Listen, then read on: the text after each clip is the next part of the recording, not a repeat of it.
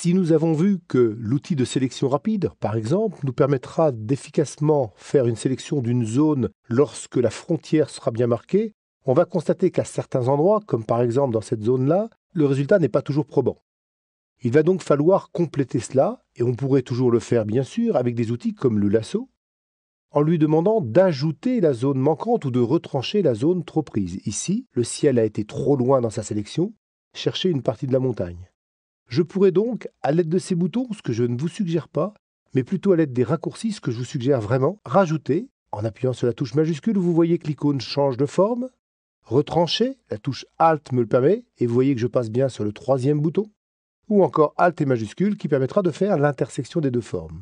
Pour ce qui m'intéresse, la sélection ayant été trop large, je souhaite donc retrancher, je vais appuyer sur la touche Alt et lui demander de retrancher les pixels qui sont présents ici. Bien sûr, il va me falloir passer très précisément sur le bord de ce que je veux faire.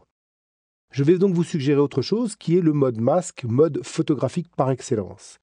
D'abord, la zone qui pétille ici n'est pas forcément très évidente pour repérer ce qui a été pris ou pas pris. Le mode masque, accessible avec ce petit bouton, ou encore avec la lettre Q comme Quick Mask, ou encore dans le menu Sélection sous la forme de mode masque, va vous montrer un film rouge, inactinique, transparent, vous permettant de toujours préhender l'image, et on voit ce qui est sélectionné et ce qui est protégé dans l'image. L'intérêt, c'est que je vais travailler ici sur ce qu'on appelle une couche, complémentaire aux 3 couches couleurs de l'image. Cette couche de masque, temporaire, puisque dès que je réappuierai sur la lettre, elle disparaîtra pour redonner la sélection. Cette couche va me permettre de travailler en sélection, non pas avec un lasso ou avec des outils aussi délicats à manipuler, mais éventuellement directement avec un pinceau. Bien sûr, j'adapterai avec le raccourci correspondant, ou avec un clic droit éventuellement, la taille de mon pinceau pour l'usage que je vais en faire. Et ensuite, je vais m'assurer d'avoir bien ici comme couleur la couleur d'arrière-plan et de premier plan. Je peux m'en assurer en appuyant sur la lettre D ou cliquant sur ce bouton pour le remettre dans les valeurs par défaut qui sont bien du noir et du blanc. Noir et blanc pour pouvoir peindre sur un masque qui montre que les zones sélectionnées sont représentées par une zone blanche et qui montre aussi que les zones qui sont non sélectionnées sont représentées par une zone noire, celle que je vois moi à l'écran sous la forme d'un rouge transparent.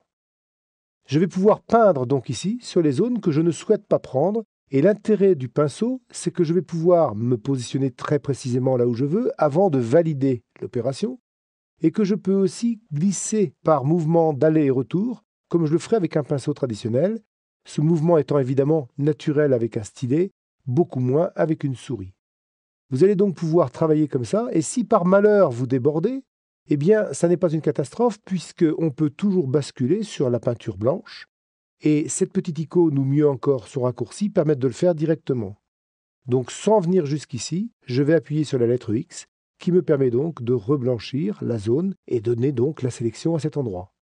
Vous allez donc pouvoir corriger les petites pointes qui n'ont pas été bien prises, les petits éléments qui ont été pris en trop ou au contraire ont été oubliés, et donc parfaire votre sélection de façon très efficace. Lorsque vous êtes satisfait du résultat, vous pouvez réappuyer sur la touche Q pour ressortir du mode et récupérer le mode de sélection. Je vous rappelle, la zone protégée est marquée en rouge, en tout cas par défaut. Je ressors et là je retrouve bien la zone protégée et la zone visuelle. Si je devais, pour une raison ou une autre, par exemple, faire une opération, un réglage ou encore un coup de pinceau, eh bien il sera effectué dans cette zone, comme vous pouvez le constater, et dans cette zone uniquement.